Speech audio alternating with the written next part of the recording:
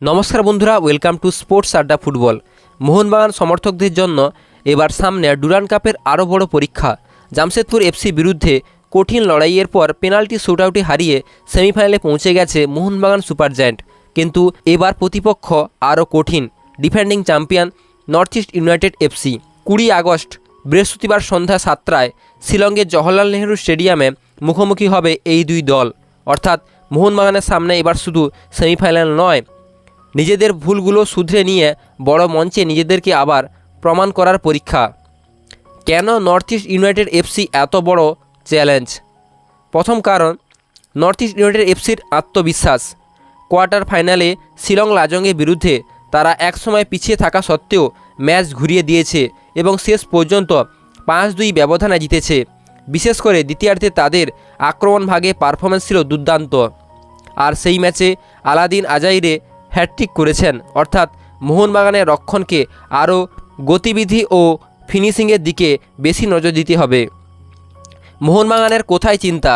জামশেদপুর এফসির বিরুদ্ধে মোহনবাগান শুরুতেই সাহাল আব্দুল সামাদের গোলে এগিয়ে গিয়েছিল, কিন্তু সেই লিড ধরে রাখতে পারেনি দল। ম্যাচ 1-1 হওয়ার পর শেষ পর্যন্ত পেনাল্টি শ্যুটআউটে 9-8 গোলে জয় পায় মোহনবাগান। এই ম্যাচে কয়েকটা বিষয় বিশেষভাবে চোখে পড়েছে। গোলের সুযোগ কাজে লাগাতে না পারা, লিড নেওয়ার পর ম্যাচে নিয়ন্ত্রণ হারানো, রক্ষণে পজিশনিংয়ের সমস্যা, মাঝে মধ্যে প্রতিপক্ষকে সহজে আক্রমণ ভাগে সুযোগ করে দেওয়া। কোচ প্যানাজিওটিস ডিলেম্পিরিসও জামশেদপুর ম্যাচের পর দলের রক্ষণ ও পজিশনিং নিয়ে অসন্তোষ প্রকাশ করেছেন। নর্থ ইস্টের বিরুদ্ধে কী করতে হবে মোহনবাগানকে?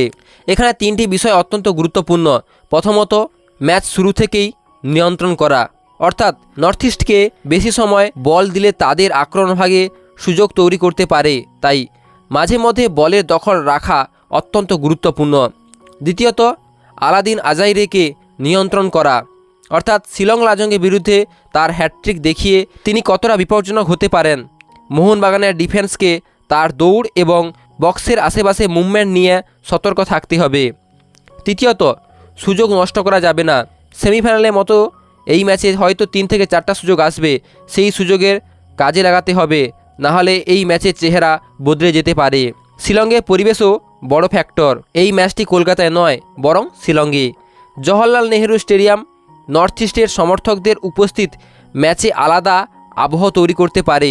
তাই মোহনবাগানকে শুরুতেই পরিবেশের চাপকে নিয়ন্ত্রণ করে নিজেদের খেলায় মনোযোগ দিতে হবে। আসল লড়াই কোথায় হবে? না, এই ম্যাচে সবচেয়ে বড় লড়াই হতে পারে মোহনবাগানের আক্রমণ বনাম নর্থ ইস্ট ইউনাইটেড এফসির রক্ষণ, এবং নর্থ ইস্ট ইউনাইটেড এফসির দ্রুত আক্রমণ বনাম মোহনবাগানের রক্ষণ। মোহনবাগান যদি বলের দখল রেখে ধৈর্য ধরে আক্রমণ তৈরি করতে পারে এবং নর্থ ইস্ট ইউনাইটেড এফসির কাউন্টার অ্যাটাককে আটকাতে পারে, তাহলে সবুজ মেরুনে ফাইনালে যাওয়ার সুযোগ অবশ্যই রয়েছে। কিন্তু নর্থ ইস্টকে হালকাভাবে নিলে বড় বিপদ হতে পারে।